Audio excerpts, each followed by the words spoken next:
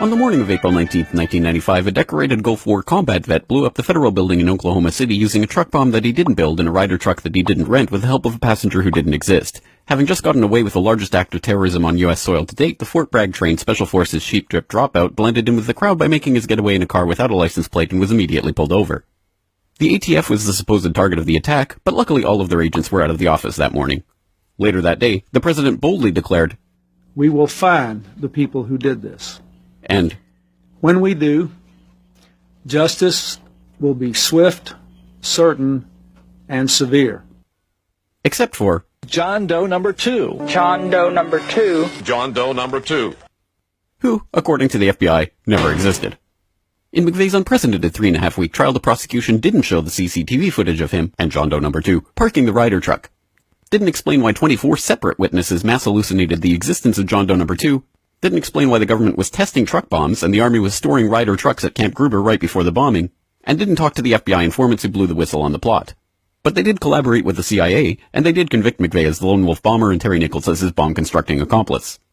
Still, a bunch of crazy conspiracy theorists, including 300 bombing victims, insist on talking about facts and evidence and refuse to simply believe what they've been told a million times by people in tailored suits with well-coiffed hair.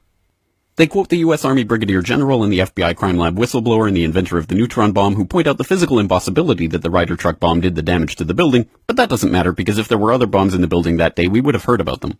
The second explosive was found and defused. I think he said another bomb. The Justice Department is reporting that a second explosive device has been found.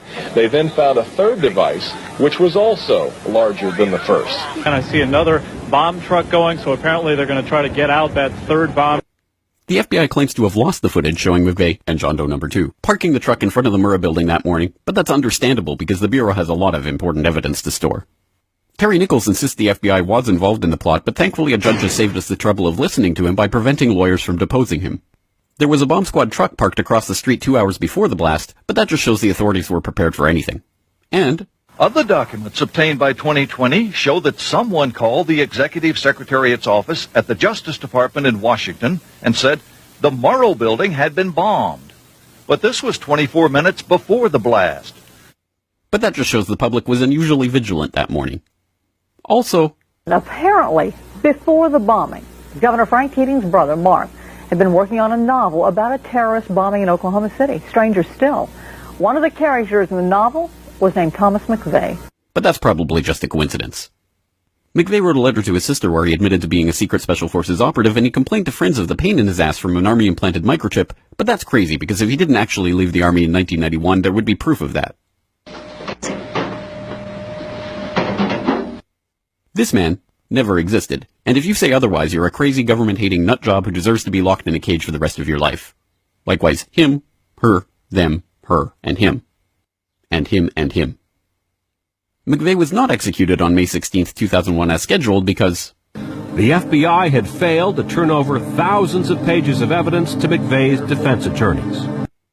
But the execution went ahead on June 11th. In a highly unusual and secret agreement, no autopsy was performed. One witness said he was still breathing, and the prison officials admitted his hearse was a decoy. Then, the case was officially closed. This is the story of OKC as told to you by the same truth-tellers behind perhaps a profoundly lonely man who craved attention, but found consolation in doing good. And the helicopter we were traveling in was forced down after being hit by an RPG.